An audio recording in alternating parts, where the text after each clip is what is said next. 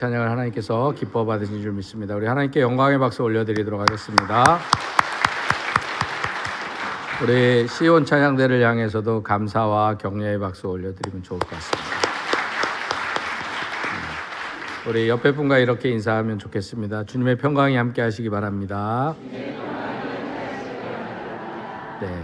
오늘은 한 번 더 했으면 좋겠습니다. 영상으로 예배 드리시는 분들도 계시거든요. 그래서 저만 우선은 보이니까 저한테 그 마음을 담아서 저를 보고 해주시면 제가 여러분들의 마음을 모아서 보내드리도록 하겠습니다. 우리 손을 들어서 환영하면서 주님의 평강이 함께 하시기 바랍니다. 다시 한번 인사하겠습니다.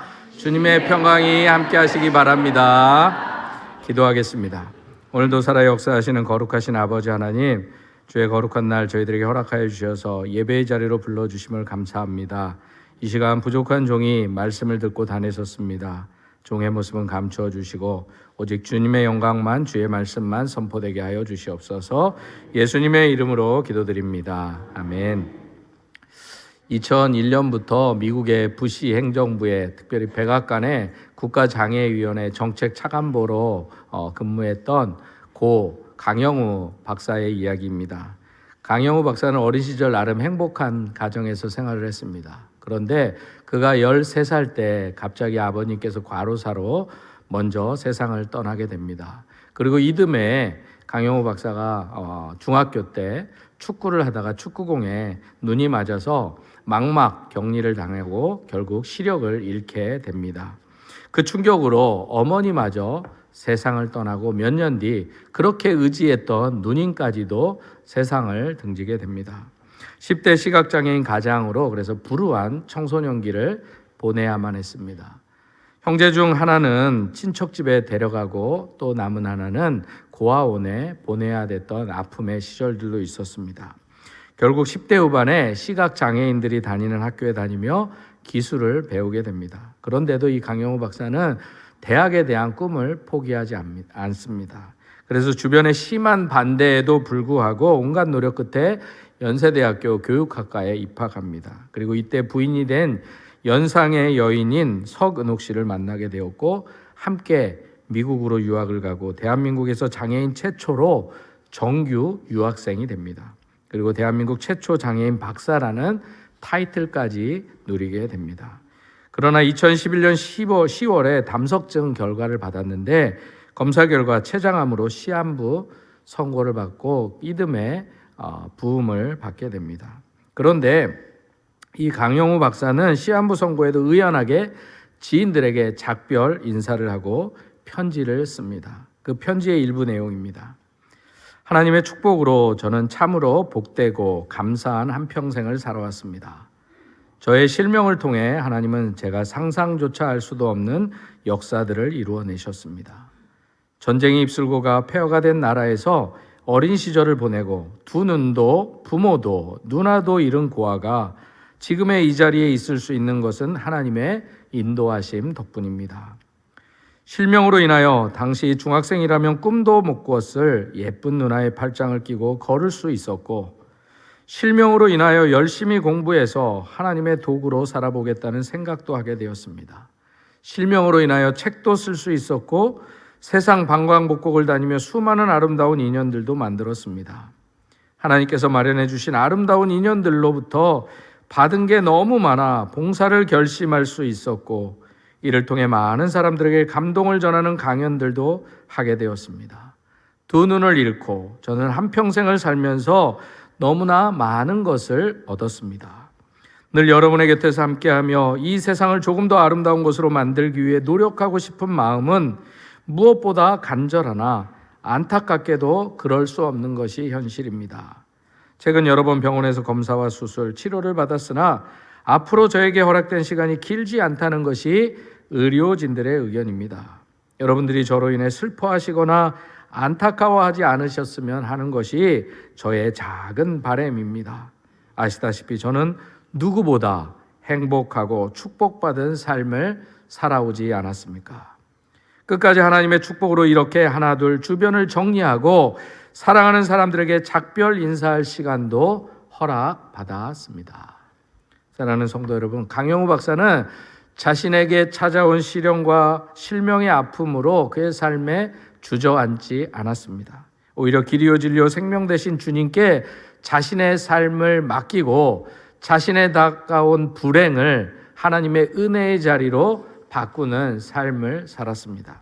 오늘 이 시간 여러분의 삶에 위기와 아픔이 있으십니까?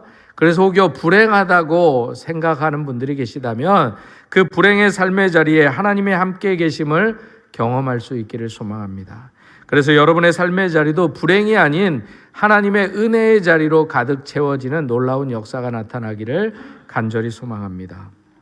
오늘 본문에 보면 예수님께서 여리고에 가까이 가셨을 때 수많은 군중들 사이에서 한 명의 맹인이 외치게 되는 것을 듣게 됩니다. 그는 길가에 구걸하던 또한 거지였습니다. 성경은 그 사람의 이름을 디메오의 아들 바디메오라라고 부르고 있습니다. 결국 바디메오는 예수님이 지나가신다는 이 소리를 듣고 예수님께 부르짖어 간청함으로 눈을 뜨게 되는 회복과 치유의 역사를 경험할 수 있게 됩니다.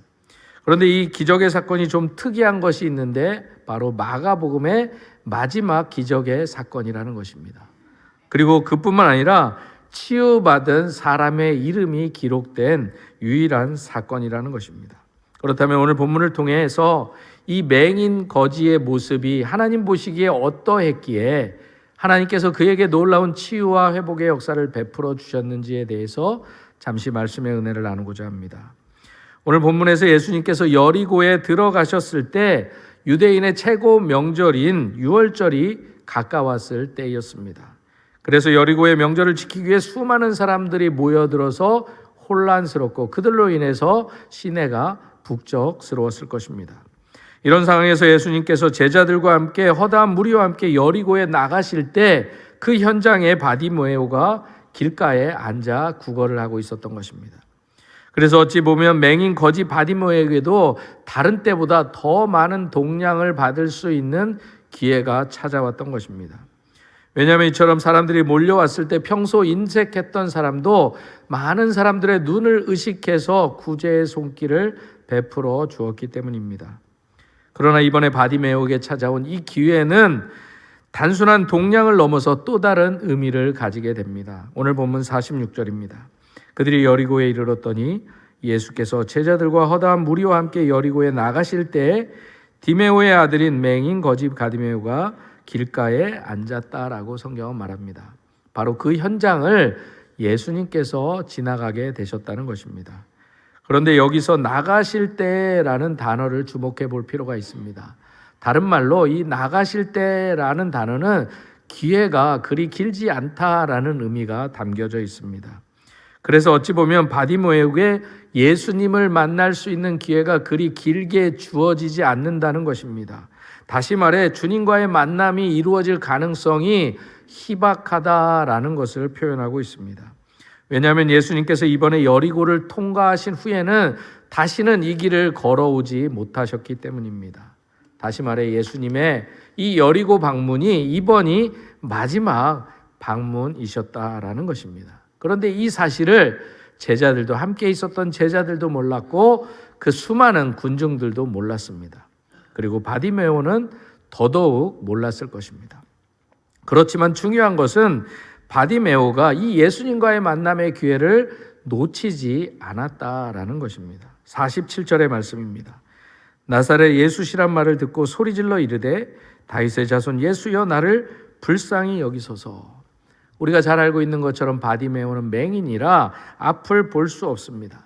그런데도 예수님이 많은 사람들과 함께 지나갈 때 그 곁에 예수님이 지나가신다는 것을 직감적으로 빨리 느낄 수 있었습니다. 왜냐하면 그는 비록 눈은 보이지 않아도 여느 시각장애인들과 같이 청각은 매우 발달되었기 때문입니다. 그래서 수많은 사람들이 이동하는 발소리와 그들이 하는 많은 말소리 중에 나사렛 예수시란 소리도 들을 수 있었던 것입니다. 그래서 지나가는 사람들에게 물었을 것입니다. 그리고 여러 사람들 중 누군가는 바디메오에게 지금 나사렛 예수가 여리고에 오셨고 지나가고 계신다라고 이야기해 주었을지도 모르겠습니다. 그리고 그 순간 이 바디메오의 귓가에 더더욱 생생하게 나사렛 예수라고 부르는 사람들의 소리가 들려진 것입니다. 바디메오는 이 순간을 놓치지 않고 다른 사람보다 더 큰 소리로 이렇게 외칩니다. 다윗의 자손 예수여 나를 불쌍히 여겨 주옵소서라고 외치게 됩니다. 그런데 여기에서 일반 군중들은 예수님을 나사렛 예수라고 불렀는데 바디메오는 다윗의 자손 예수라고 부르는 것을 보게 됩니다. 다시 말해 바디메오는 예수님을 왕으로 고백하면서 자신을 고쳐달라고 간구하고 있는 것입니다. 아마도 바디메오는 지나온 시간 속에서 동량을 위해 수많은 곳을 찾아다녔을 것입니다.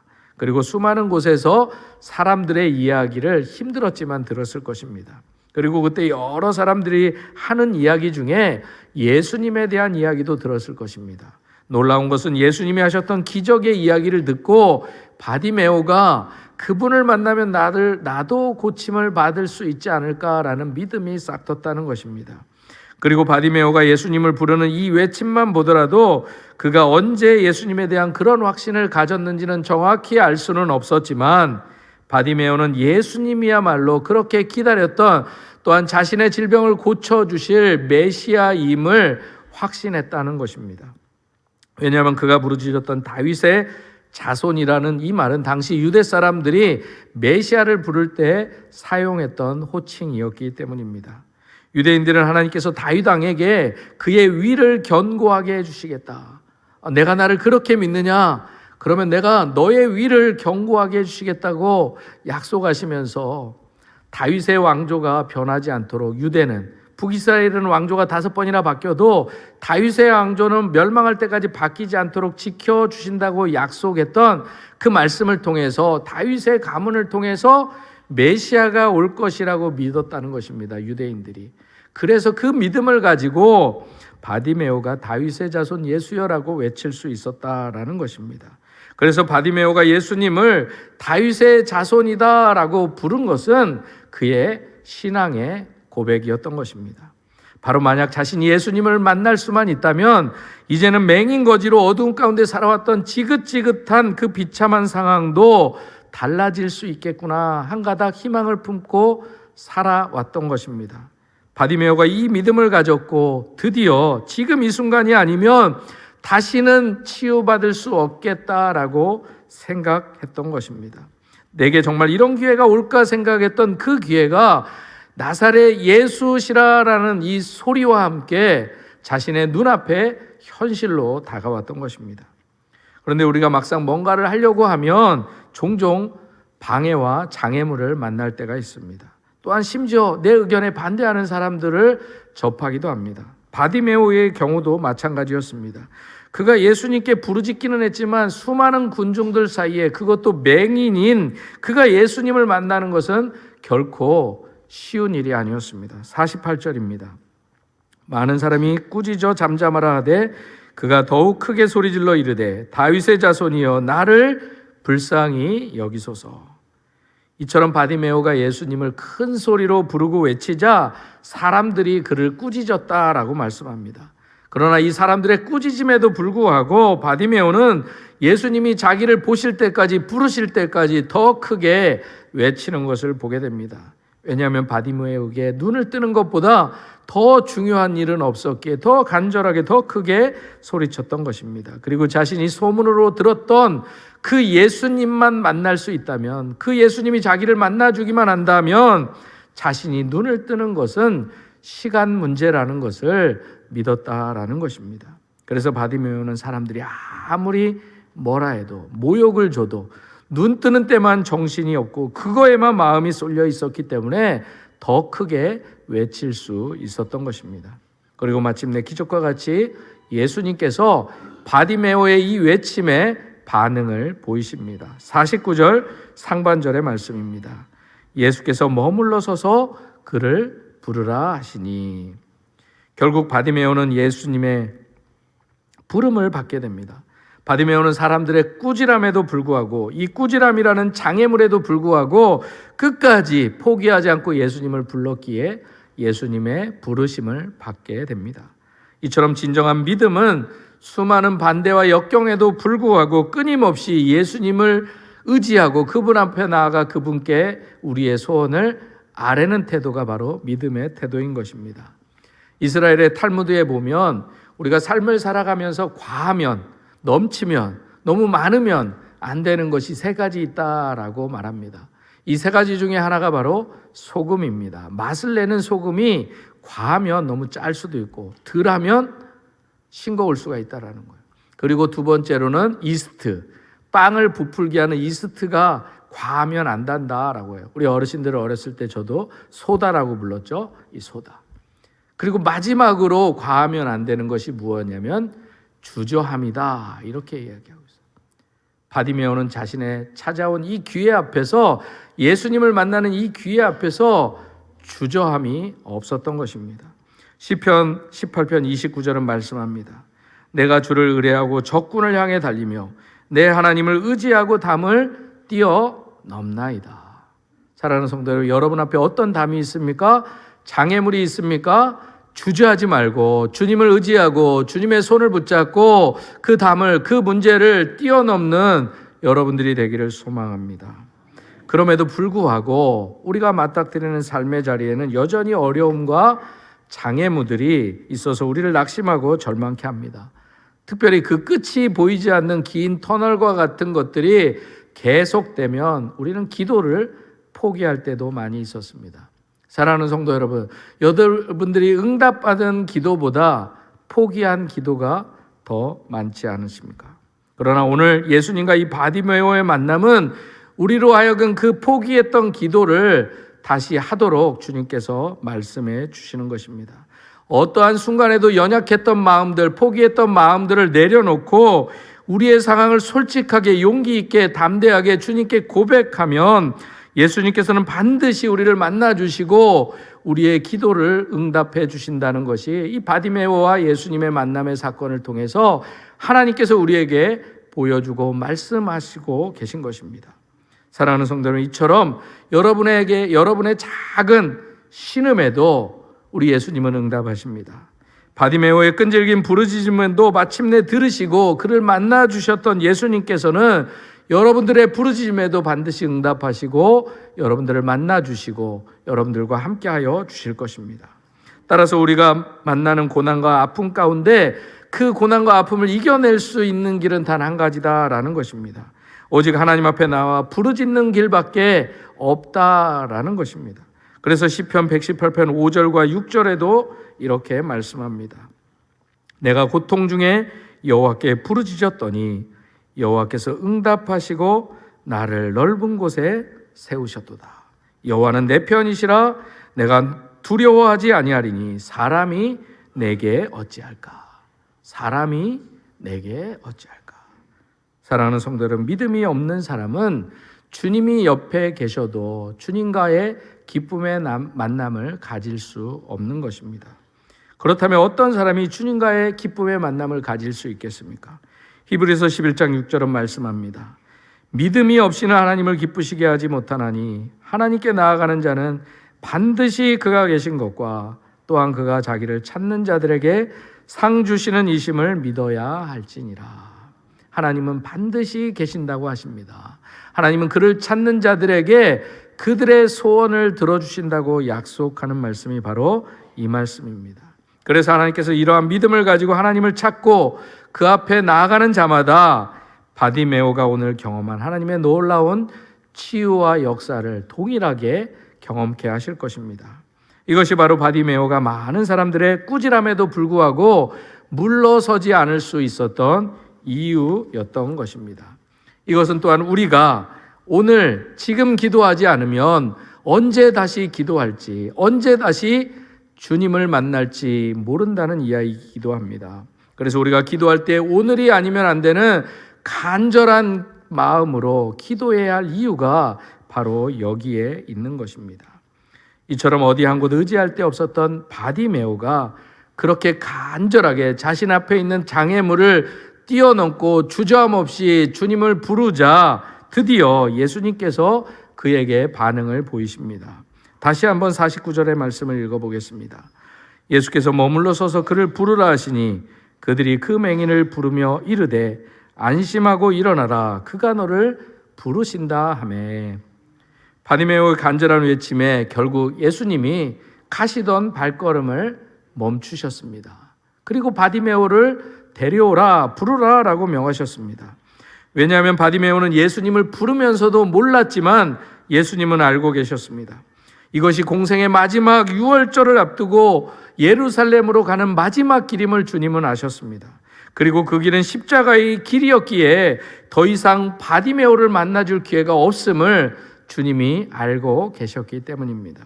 그래서 그 촉박한 시간에도 불구하고 예수님께서는 그 많은 사람들 중에서도 이 불쌍한 맹인 거지 바디메오를 위해서 기꺼이 시간을 내어 주셨던 것입니다. 그리고 예수님께서 바디메오에게 관심을 보이자 더 놀라운 일들이 벌어지게 됩니다. 조금 전까지만 해도 바디메오를 꾸짖던 사람들의 태도가 달라진 것입니다.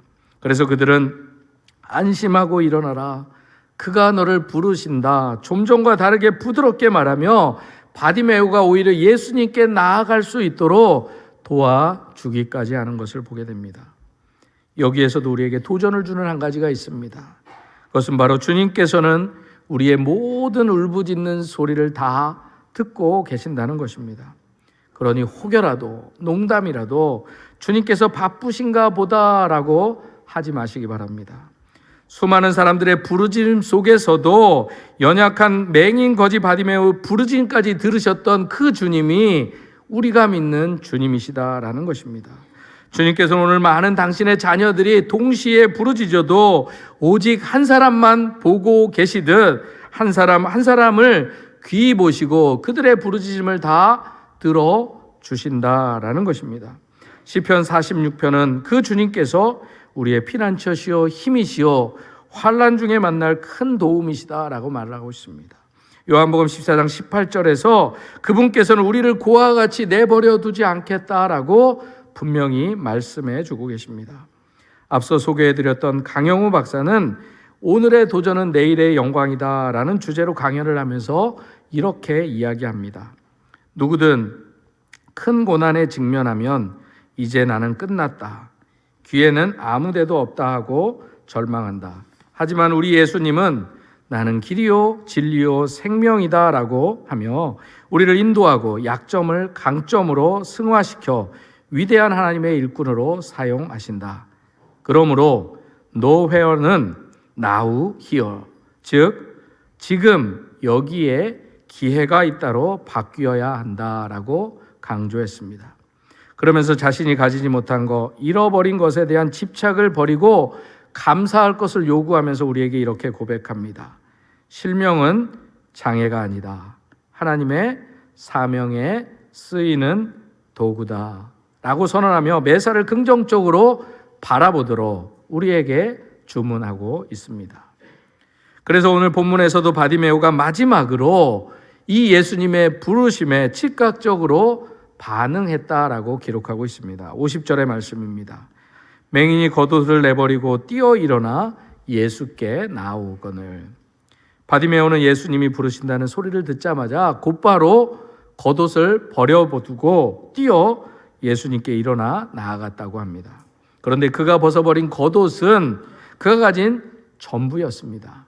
왜냐하면 당시 가난한 자들에게 겉옷은 생명을 유지하는 최후의 보루였습니다. 겉옷은 생명 유지를 상징했기 때문에 그가 겉옷을 버리고 나아갔다라는 것은 주님을 만나기 위해서 그가 전부를 버렸다라고도 바꾸어 이야기할 수 있습니다. 왜냐하면 바디메오에게 예수님 앞에 예수님의 부르심 앞에 나아가는 것보다 더 소중한 것은 없었기 때문입니다. 이러한 그의 모습을 통해서 우리는 바디메오가 그동안 얼마나 이 순간을 기다려왔는지 알 수 있습니다.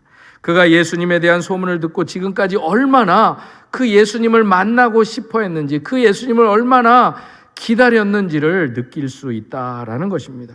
그래서 본문은 바디메오가 뛰어 일어나 예수님께 나왔다라고 말합니다.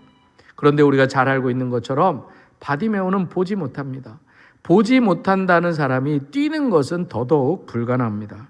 그래서 앞서 말씀드렸듯이 아마 옆에 서 있는 사람들이 분명히 도와주었을 것입니다. 그럼에도 이미 바디메오의 발은 뛰고 있었던 것입니다. 평소에 바디메오는 맹인이고 거지라는 이유로 사람들에게 무시와 멸시와 조롱을 당했습니다. 그래서 그런 바디메오가 예수님을 부를 때 사람들이 그를 꾸짖었던 것입니다. 그러나 예수님이 그를 인정하고 부르자 그가 뛰어나가도록 조롱했던 사람들이 예수님께 그가 나아가도록 돕기까지 했던 것을 보게 됩니다. 사랑하는 성도 여러분, 여러분들도 기억할 수 있기를 소망합니다.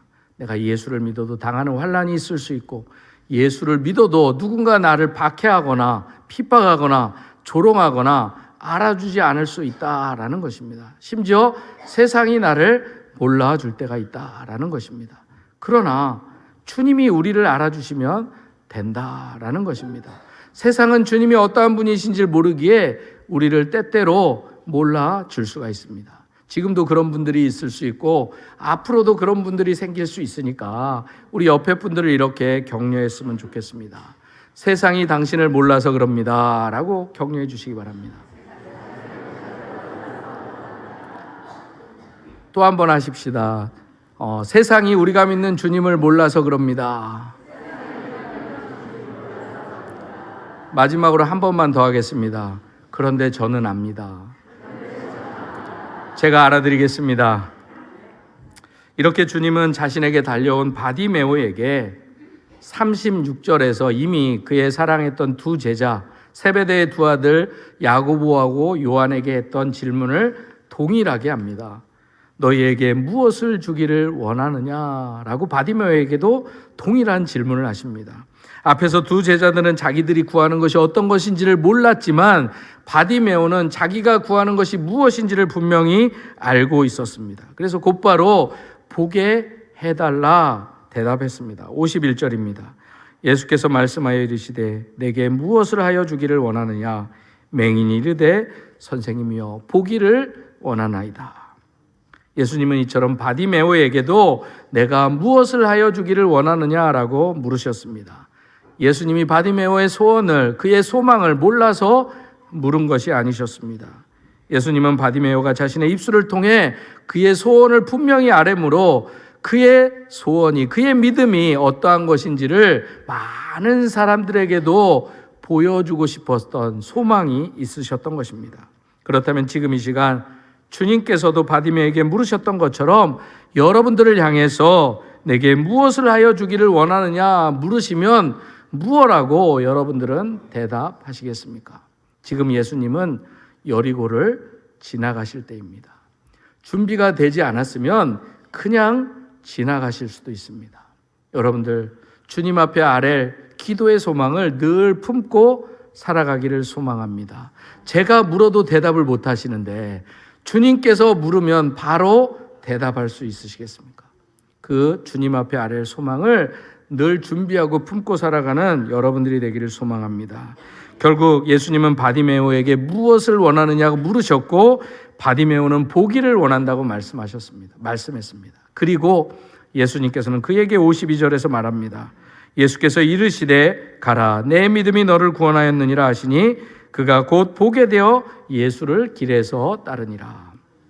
예수님은 바디메오를 향해서 혈루병 앓던 여인에게 선포하셨던 그 말씀을 동일하게 하십니다. 내 믿음이 너를 구원하였느니라. 결국 바디메오는 예수님의 이 말씀을 듣고 눈을 뜨게 됩니다. 그것뿐만 아니라 영적으로도 구원을 받게 됩니다.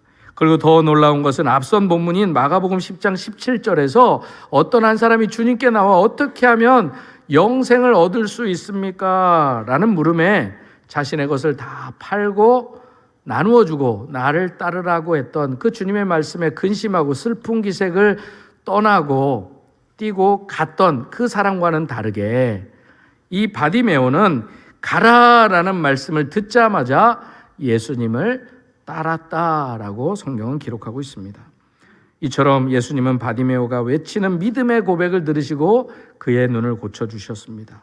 그리고 내 믿음이 너를 구원했다라는 선포를 통해 그의 영혼에 제사함을 받고 구원함도 누리게 하여 주셨습니다. 그리하 예수님은 이러한 바디메오의 치유와 회복을 통해서 주님만이 이 땅에 빛이시고 구주이심을 많은 사람들에게, 오늘 우리들에게 당당히 나타내 보여주셨습니다. 바디메오의 이 보지 못함이 오히려 주님의 영광을 드러내는 도구로 사용되어졌다라는 것입니다. 그리고 바디메오는 그가 눈을 뜨자 소망 없이 살아가던 자신의 눈을 고쳐주신 분이 내가 그렇게 들었던, 그렇게 믿었던 메시아, 이분이 바로 예수님이구나라는 것을 믿고 곧바로 예수님을 따르게 된 것입니다. 사랑하는 성도 여러분, 예수님께서는 지금도 예수님만이 구주시오, 빛이심을 고백하는 사람들을 찾고 계십니다. 그 부르심의 바디메오 같은 믿음을 가지고 반응하며 주께 부르짖고 주님 앞에 나아가는 저와 여러분이 되기를 소망합니다. 절망은 희망의 다른 이름이다 라는 책을 쓴 박진식 시인이 있습니다. 그는 우량아로 태어났으나 7살 때부터 부갑상선 기능 항진증에 의한 각피 석회화증, 길죠? 긴 이름의 희귀 질병을 앓게 되었습니다. 쉽게 이야기해서 몸 안에 석회질이 너무 많아서 몸이 전체적으로 굳어지는 질병입니다. 그래서 많은 경우 석회가 살갗을 뚫고 나와서 온몸이 피범벅이 되는 경우가 많았다고 합니다. 그래서 그는 초등학교 4학년 때 동네 친구들에게 절름발이라는 놀림도 받게 됩니다. 12살 무렵부터는 한 발짝도 걸을 수 없어서 초등학교를 졸업하고는 내내 병석에 누워 있어야만 했습니다. 혼자 힘으로는 일어날 수도 없었던 사람이었습니다. 병원에서는 치료 방법이 없으며 20살을 넘기지 못할 것이라고 사형 선고까지 했습니다. 20대에는 폐와 심장과 같은 장기도 굳어져서 제대로 기능을 하지 못했습니다. 그런데도 그 절망의 질병 앞에서도 그는 하나님을 믿고 부활의 예수님을 붙잡았습니다. 박진식 시인은 이렇게 고백합니다. 절망은 희망의 가면입니다. 인생의 여정에는 즐거운 천연색 날실뿐만 아니라 고난의 검은색 시실도 필요합니다. 검은색 실도 있어야 아름다운 비단이 만들어지는 것처럼 절망을 거부하며 삶을 긍정하면 승리의 길은 열립니다. 절망은 잃어버린 사랑을 회복하는 공간이고 나 자신을 찾는 시간입니다. 절망은 또 다른 희망의 의지를 불러줍니다. 제가 고통의 상황에서도 웃을 수 있는 것은 하나님의 축복이었습니다. 이제 저는 부활을 바라봅니다. 저는 부활하신 예수님을 바라봅니다. 주님의 나라에서 저는 꼭 부활할 것을 믿습니다. 그래서 어머니, 저 때문에 평생 고생하신 저의 어머니, 그분을 업어드리고 싶습니다. 사랑하는 성도 여러분, 이것이 박진석 시인의 고백이고 오늘 본문의 바디메오의 신앙의 고백이었을 것입니다. 그렇다면 우리 모두도 절망 밖에서 죽을 수밖에 없었던 우리의 삶의 자리에 찾아오셨던 그 주님을 다시 만날 수 있기를 소망합니다. 연약하지만 믿음의 눈을 들어 주님을 바라보며 사랑하는 것, 이것이 우리 믿음의 사람들에게 치유와 회복의 역사가 일어나는 유일한 길임을 잊지 마시기를 소망합니다. 그렇다면 지금 여러분 중에 질병의 아픔으로 고통당하고 계신 분들이 있으십니까? 혹여 치유가 불가능하다는 의사의 진단을 받으시고 눈물로 탄식하고 계시는 분들이 있으십니까? 그 마음 가운데 심한 우울증과 공황장애로 아파하는 분들이 계십니까? 그래서 절망과 낙심의 나락으로 떨어져 아무도 만나고 싶지 않고 숨어 지내는 분들이 혹여 계십니까?